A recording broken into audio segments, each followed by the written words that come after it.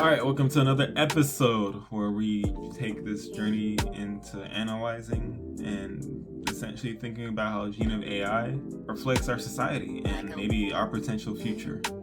Let's get into it. So in the first half of episode 5, we have Matsumura, who is essentially, he has a trauma in his past and it's affecting his present with him and his family. He's having nightmares and waking up sweating, screaming, and all that. And he goes to see another doctor in town who isn't Pseudo to basically try and fix the issue. And this guy's name is Seto. What he does is not legal. He's quite literally changing the memories of this AI so that he has a better present. He has a quote when comparing Matsumura to a cactus. While easy to maintain, if not watered sufficiently, they die. And the methods that Seto uses literally turns back the clock and makes AI think that they were watered. It's fake water. He makes them think that they didn't go through the trauma. He makes them think that Matsumura didn't pick up any bad smoking or drinking habits to try and cope with the trauma that happened in his past. Is this a bad thing, per se? If humans could go back in our past, not even go back in the past, but go in the brain and make us think that certain things happened in our past in order for us to have a more stable mind and better coping habits, is that ethically right? Is it morally correct? While this is an AI we're talking about, these types of AI are supposed to have more or less the same rights as human beings. That's why tampering with AI like this is illegal and thought to be morally wrong. Everybody develops different ways of coping depending on whatever factors in your environment. You might have a parent that teaches you to cope by working out or boxing. People find different physical ways to deal with emotional and mental stress. But not everybody is essentially built with the same blueprint. I'm talking about humans here. AI is essentially built to mimic the same natures as humans. In the second half of this episode, we have Yuta, who's a little boy and he likes to play the piano. But Yuta is very irritable. He can be emotionally unstable when he doesn't have his way. And there's a rational reason for it, really. His nervous system is wired differently, thus making him easily irritable.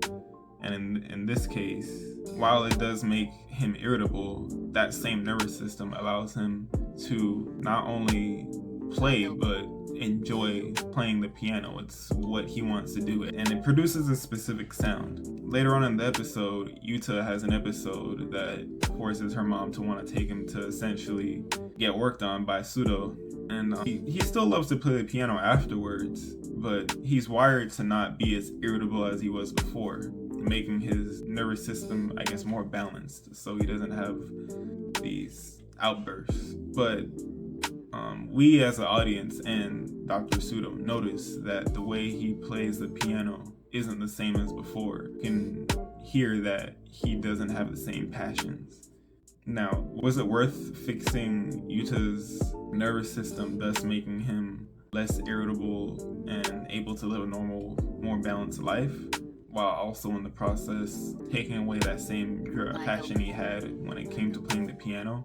Because when it comes to humans, you can't edit their brains and nervous systems when it comes to that. I think one of the main things that this episode highlights is that every human is built different for a specific reason, and a messed up nervous system that makes you more irritable can cause you to have skills in other fields that surpass everybody else.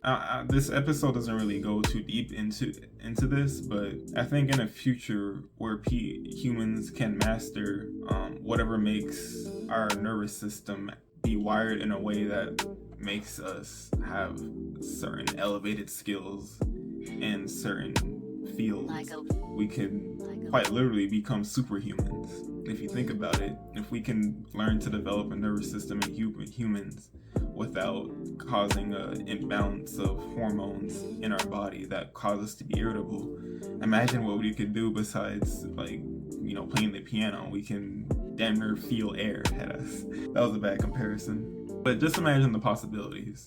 We can quite literally pick and choose what we want to be good at in life, and then maybe make money off of it, but I guess that'd be something that would only be accessible to the wealthy. But that's a whole other conversation. I believe how these two episodes go hand in hand with each other. The human body is built differently, and depending on how we're built will affect the way we react to our environment.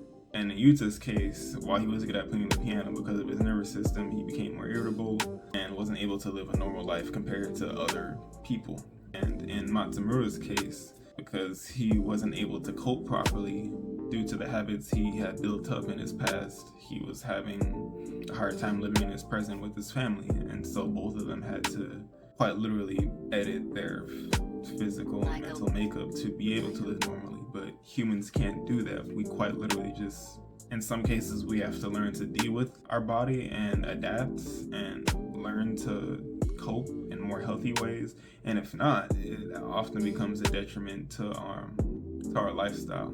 And depending on who you are, you can end up in situations where you end up hurting somebody, and that can put you in a situation when you go to jail or end up ruining relationships. Or in this case of Matsumura, you end up developing bad coping habits like drinking and smoking.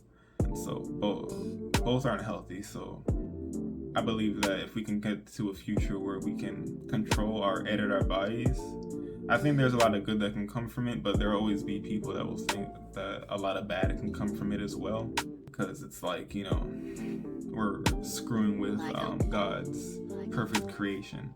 God made us perfectly in his image, so we don't need to mess with it, which in a way can be true. We're just kind of taking the easy way out, in my opinion.